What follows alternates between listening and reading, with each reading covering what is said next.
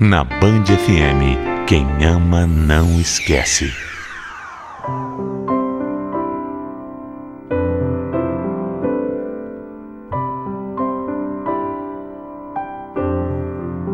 Será mesmo que o amor é capaz de passar por cima de todas as barreiras? Será que todos estão preparados para assumir responsabilidade de amar, independente de como isso aconteça? Sinceramente, eu acho que não. Para algumas pessoas, amor é só até a página 2. Porque quando a dificuldade entra pela porta, o amor pula pela janela. A minha história começa lá na minha infância, quando eu conheci o Ricardo, que, para ser sincera, eu não me dava muito bem, não. Ele era muito brincalhão comigo, me chamava de magricela o tempo todo e implicava demais. Coisa de criança, sabe? Mas aí o tempo passou, nós crescemos e eu nunca mais tive contato com o Ricardo. Nem sabia por onde ele andava. Bom, eu sempre fui muito extrovertida, gostava de sair, de aproveitar a vida e resolvi fazer uma viagem de família com as minhas irmãs. Nessa viagem, parece que o destino deu um jeitinho de me reunir com o Ricardo outra vez. Ele estava na mesma praia. O nosso reencontro foi diferente. Eu senti um frio na barriga ao ver o Ricardo. Ele abriu um sorrisão enorme e logo veio me abraçando. E como foi bom aquele nosso abraço. Não deu outra. Papo vai, papo vem, ele pediu meu número. E sem nem pensar 2 vezes, eu passei, né? Naquele dia mesmo, nós já marcamos de sair. Ricardo tinha se tornado um rapaz muito bonito, educado e, bom, não teve como eu não me encantar por ele. Depois das nossas férias, não nos desgrudamos mais e logo começamos até a namorar. A gente estava muito apaixonado um pelo outro, mas foi sem planejamento que a nossa vida mudou de vez. Eu acabei engravidando. Ainda muito jovem, mas a gente decidiu que o melhor era já morar junto. O primeiro ano do casamento não foi nada fácil. Era uma briga atrás da outra e por falta de maturidade a nossa relação estava se tornando um verdadeiro inferno. Como é que a minha filha ia crescer vendo o pai e a mãe brigando daquela forma? Não dava certo. E foi pensando no bem dela que a gente achou melhor terminar e cada um seguir sua vida. No começo foi difícil. Eu amava. Amava muito o Ricardo e eu sabia que ele sentia o mesmo por mim. E a parte mais complicada era ter que reconstruir a minha vida. Eu voltei a morar com as minhas irmãs, levei junto a nossa Bianca, mas independente de qualquer coisa, o Ricardo continuava sendo um paizão muito presente. Era uma ligação que a gente não tinha como perder. Os anos se passaram, eu segui a minha vida e ele também, mas não sei, parecia que ninguém chegava aos pés do Ricardo. Por mais que eu lutasse contra aquele sentimento todo, lá dentro eu ainda senti algo muito forte por ele. Até que um dia eu fui surpreendida com um pedido. Um convite, na verdade, para a gente se encontrar. Até pensei que fosse algo relacionado a Bianca e até fiquei preocupada com isso. Calma, Fábia. A Bianca é uma menina de ouro. Eu, na verdade, te chamei aqui para conversar, sabe? Porque eu queria saber mais de você, sabe? Saber como é que você anda. Ai, que susto, Ricardo, meu Deus. Eu tô bem sim, mas pra ser sincera, eu ainda não tô entendendo esse convite que você me fez. Você tá com cara de que quer falar alguma coisa.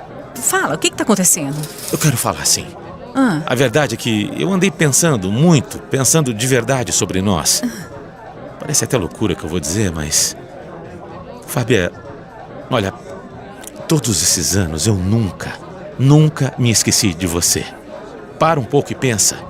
Você não conseguiu dar certo com ninguém e eu também não.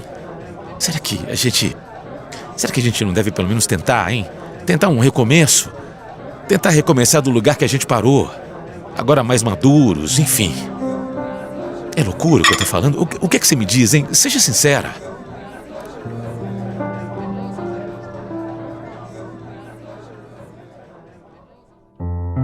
Foi um completo choque. Depois de 6 anos, ele diz que quer tentar mais uma vez. Eu não nego que meu coração ficou mexido com aquela nossa conversa. Eu acabei até pedindo um tempo para pensar sobre isso, pensar sobre a gente um pouco mais. Era uma decisão e tanto, né? O Ricardo super respeitou, mas não demorou muito para eu me decidir. Ele tinha razão. O tempo tinha passado, a Bianca já era maiorzinha e nós estávamos mais maduros. Talvez fosse a hora de dar uma chance para o nosso amor. Sem muita lenga-lenga, eu convidei o Ricardo para morar comigo e com a nossa filha também. Ele aceitou super feliz, disse que eu jamais iria me arrepender de ter tomado essa decisão. A nossa família estava completa, estava feliz dessa vez. Eu tinha uma amizade incrível com meu marido, éramos parceiros para o que desse e viesse. Olha, fazia muito tempo que eu não me sentia tão realizada daquela forma. 7 anos se passaram. 7 anos de muita alegria e felicidade. Tudo ia bem. A família do Ricardo tinha o costume de passar a virada do ano na praia e naquele ano eu pedi minhas férias, juntei um dinheirinho e resolvi que seriam dias maravilhosos com a minha família.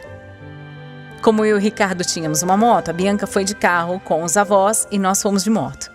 Eu estava tão animada, eu estava ansiosa. Saímos de casa mais cedo para evitar pegar muito trânsito. Não teve jeito não. Mesmo assim, tinha bastante carro descendo a serra aquele dia. O Ricardo sempre teve muita paciência na estrada, sempre muito cauteloso. Nunca foi de correr, sabe? Mas por mais que você se cuide, preste atenção, numa estrada nunca só depende de você, né? E foi a partir desse dia que a minha vida tomou um rumo que eu jamais poderia esperar. Tudo aconteceu num piscar de olhos, eu não sei, eu não entendi direito porque foi tudo tão rápido. Um pedestre atravessou na pista onde estávamos e foi na intenção de desviar para evitar uma tragédia maior que a gente acabou sofrendo um acidente com a moto. No começo eu estava bem consciente e por isso até achei que nada tivesse acontecido com a gente. Logo em seguida o Ricardo levantou super preocupado comigo. Ele tinha alguns arranhões, eu vi. O pedestre também se machucou bem pouquinho, mas eu fiquei deitada no chão, esperando os bombeiros chegarem, porque, apesar de estar consciente, eu estava com muita dor no corpo, muita dor. Eu nem conseguia me mexer. Nessa hora, eu só olhava para o céu e pedia para Deus me deixar bem. Eu pedia para Ele me deixar viva. As ambulâncias chegaram, me levaram correndo para o hospital mais próximo e quando eu cheguei lá, fui encaminhada direto para a emergência. A minha angústia só aumentava. O Ricardo estava o tempo todo ao meu lado para me acalmar e eu lutava para não fechar os olhos porque eu tinha medo. Eu tinha medo de nunca mais acordar. Os médicos até tentavam passar uma tranquilidade para mim, mas no fundo eu sentia que a situação não estava nada bem. Eu não entendia por que não tinha uma resposta logo. Calma, meu amor, calma. Você precisa ter calma. Os médicos disseram que não foi nada grave e que logo a gente vai poder voltar para casa, para nossa casa. Fábia, olha aqui. Olha aqui. Você tá bem. Você tá bem. Confia. Ricardo, você viu na hora que eles pegaram na minha perna? Todo mundo percebeu. Eu reparei nos olhos dos médicos, das enfermeiras. Você percebeu também. A verdade é essa. Eu não tô sentindo as minhas pernas. Amor, eu tô preocupada demais. Fábia, talvez tenha sido susto. Não sei, os médicos estão fazendo os exames ainda. A gente não pode tirar conclusão nenhuma antes da hora, meu bem. Calma. E independente do que for, eu vou estar do seu lado pro que der e vier, viu? Você pode ter certeza. Eu vou estar sempre aqui com você.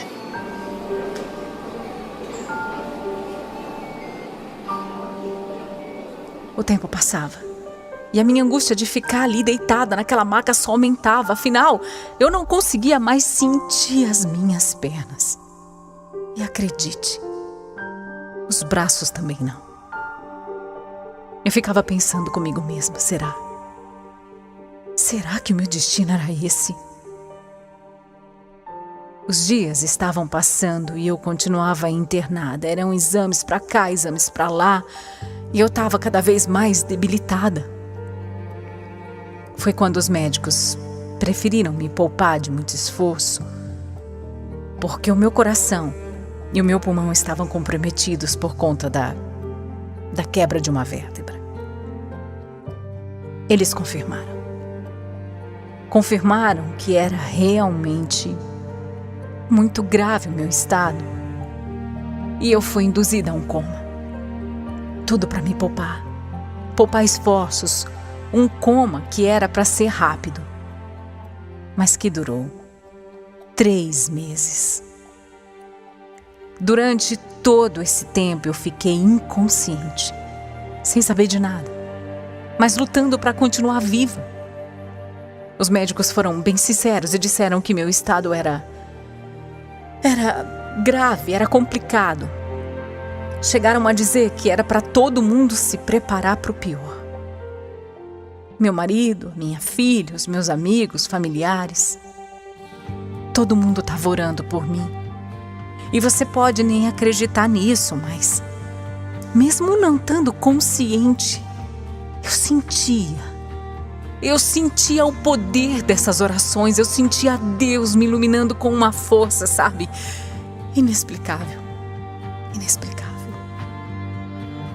Foram 90 dias de muita luta. Até que eu comecei a reverter o meu quadro e aos poucos os médicos foram retirando a sedação para ver qual seria a minha reação. A minha filha Bianca era o principal motivo de eu erguer a cabeça, de eu sorrir e agradecer a Deus por ter me deixado viva. Não importava a situação em que eu estava viva para cuidar dela ao lado do meu marido Ricardo. Depois de algumas semanas eu finalmente recebi a alta do hospital, mas com um diagnóstico muito difícil e doloroso. Eu tinha ficado tetraplégica. Para quem não entende, bom, eu tinha perdido todos os movimentos do pescoço para baixo. No começo foi horrível. Não dava para me acostumar com a minha vida nova, porque a minha privacidade e a minha independência tinham sido totalmente tomadas de mim. Eu precisava de ajuda para tudo, imagina, deitar, comer, tomar banho, ir ao banheiro, até beber água. Era quase impossível não se revoltar com uma situação dessas, mas eu não me revoltei. Eu entendia que Deus tinha me dado uma chance de estar aqui, aprendendo com essa dificuldade. Eu entendi isso. Eu botava um sorriso no rosto, eu enchia o meu coração de esperança, eu tinha fé. Era isso, eu tinha fé. Acreditei que com fisioterapia eu poderia reverter a situação. Quem sabe até mesmo andar outra vez, né? O Ricardo se deu muito bem no começo. Ele quem cuidava de mim o tempo todo, principalmente quando eu comecei a fazer a reabilitação. Ele me ajudava até nos exercícios. Mas depois de muitas sessões, um dos médicos foi sincero comigo e disse que de todas as possibilidades que eu tinha de ter movimento de volta, tinha apenas um que era realmente impossível voltar. O das minhas pernas. Nessa mesma hora eu olhei para o rosto do Ricardo e ele mudou a fisionomia dele. De esperanças para frustração. E assim ficamos a sós. E ele se abriu comigo. Fábio, eu não tô acreditando ainda. Eu não tô acreditando. Logo com você, logo com a gente, sabe? Eu não consigo aceitar que você vai ficar para sempre numa cadeira de rodas. Eu não consigo aceitar que você não vai viver como outra pessoa qualquer. Eu sei que é um choque. Mas olha, calma, Ricardo. Os médicos também diziam que eu não poderia sobreviver e eu tô aqui, né? Tô aqui do seu lado, ao lado da Bianca. Vamos passar por isso de cabeça erguida, amor. Eu tenho certeza. Muito bem ao meu lado? Desculpa, Fábia, mas isso não é também, não. Você nunca mais vai ser como era antes. A gente não merece isso. E a Bianca, que vai crescer vendo a mãe dessa forma. Isso não é justo. Não é justo, sabe? Não é justo com ninguém. Eu sei que ele estava magoado. Mas aquela forma de falar, Puxa vida, eu não estava impossibilitada de viver. Ele dizendo aquelas coisas, parecia que eu era uma pessoa doente e me fez ficar desacreditada que eu poderia enfrentar tudo aquilo.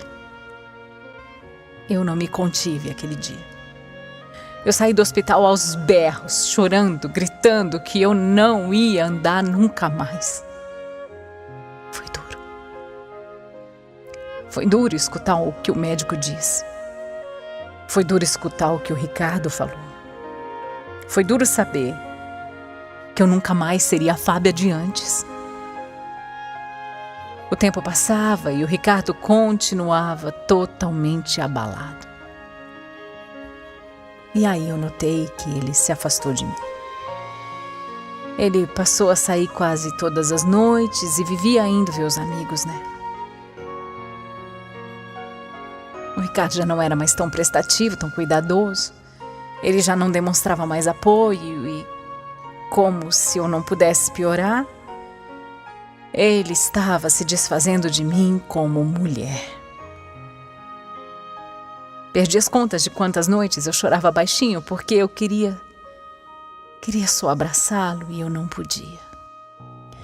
O meu maior companheiro, aquele mesmo que disse que estaria comigo para tudo, estava me tratando como uma incapaz, como uma planta. Até dormir em cama separada, ele passou a dormir, dizendo que era para o meu próprio bem, Pra que fazer isso comigo, né? Meu bem? Até parece. Doeu demais. Como doeu estar naquela situação e ter medo de tomar qualquer atitude por pensar que eu não teria ajuda de mais ninguém. Por ficar sozinha, eu passei a me virar mais, a tentar ser independente de alguma forma. Eu me esforcei na terapia para ter pelo menos os meus movimentos das mãos de volta. Só que eu não aguentava mais. Eu estava com aquilo entalado. Em uma das noites, eu enfrentei o Ricardo. Disse que eu precisava de ajuda para deitar e que se ele fosse passar a noite fora mais uma vez, ele não precisava mais voltar. Ele não acreditou em mim. Ele achou que era uma ameaça vazia. E mais uma vez virou as costas e foi embora. Foi a minha filha que tomou a atitude de me libertar de todo aquele medo que eu sentia. Ela olhou para mim e disse: "Mãe, eu não aguento mais ver o meu pai te humilhando assim." Foi um balde de água fria em mim. Eu não sabia o que responder para ela e, com os olhos cheios de lágrimas, eu perguntei se ela poderia me ajudar a fazer as malas dele. Ela concordou e foi pegando peça por peça. Foi pegando todas as roupas que eu pedia e nós colocamos tudo num saco plástico.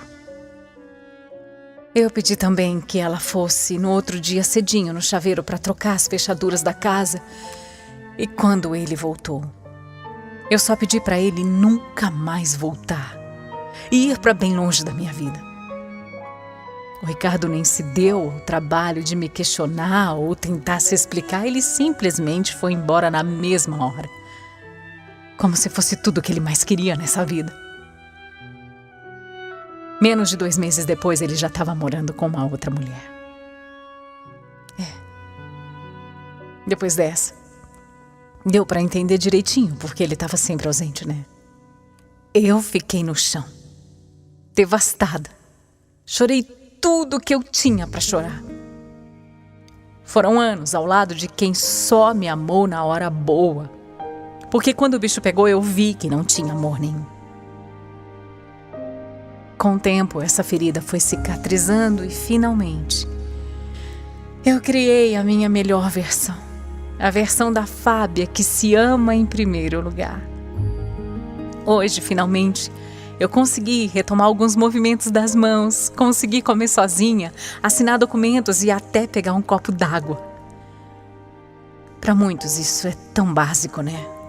Para mim, isso é uma conquista enorme. Eu não guardo mágoas do meu ex-marido porque foi através dele que eu descobri que eu sou uma mulher forte, guerreira, que se ama independente de qualquer coisa. Eu levo a minha história hoje como aprendizado. Aliás, eu sou grata por ele ter me dado uma filha tão parceira, tão amiga, que me ajuda, me apoia todos os dias. Eu sei que, assim como eu, muitos cadeirantes são deixados de lado pelos companheiros, companheiras, porque a realidade, infelizmente, ainda é essa. Existe preconceito com a gente, principalmente quando se trata de amar e de ser amado. Mas eu quero lembrar que não podemos jamais esquecer que o amor é para todos. O amor não tem preconceito, ele não tem distinção, porque no final das contas, quando amamos para valer, não amamos com os olhos, e sim com o nosso coração.